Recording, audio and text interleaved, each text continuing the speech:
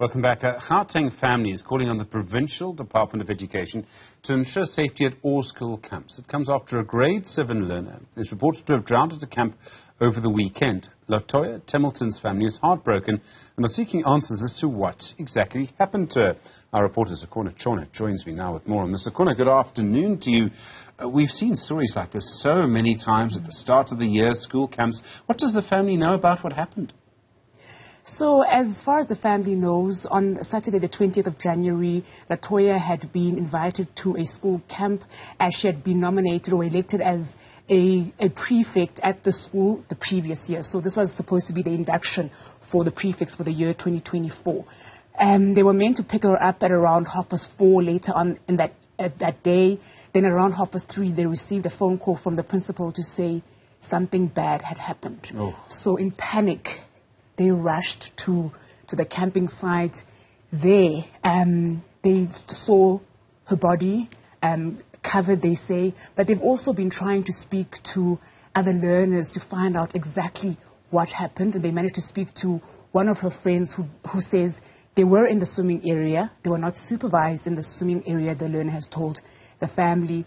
And that at some point, while they were in the swimming area, they realized that she was gone. So they searched everywhere, the bathrooms, the kitchen, and they couldn't find her. And the sister tells me that the water that she drowned in was actually very dark, which is why they couldn't see that she was actually inside the swimming pool or whatever water there was there.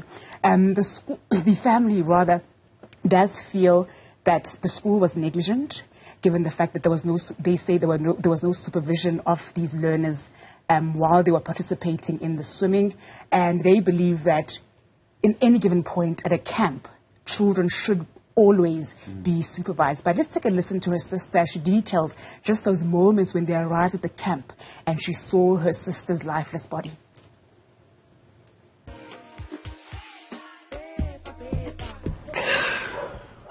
Latoya was full of life.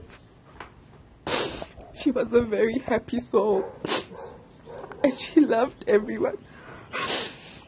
I've never lost anyone close to me, so losing her and seeing her lifeless body there, I tried to shake her.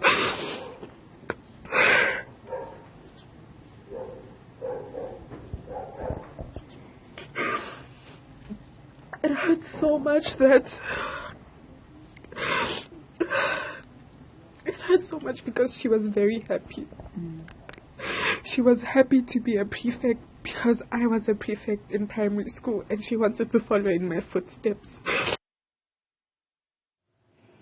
Zikhona, it's the worst thing as a parent to be told to come to something because something bad has happened. What does the family want to happen now? The family is very devastated and they want answers. And the sister kept on saying in that interview, we want to know what happened to Latoya. And we fear that time may pass and we may never know what happened to the truth of what happened to her, because they're hearing this from the principal and actually told them that she fell and knocked her head. The learners say she drowned in the pool. They actually want to know the truth. But also, Latoya had a twin brother.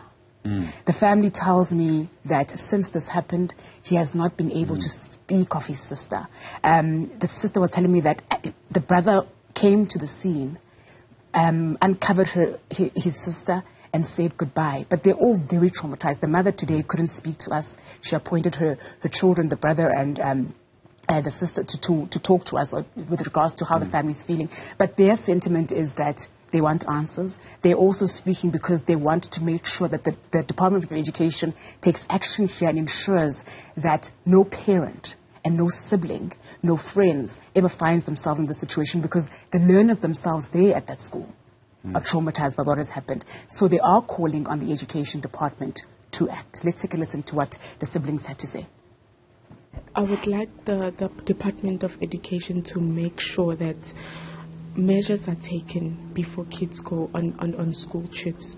If there's going to be a swimming pool, you need to make sure that as a school you have your own lifeguard.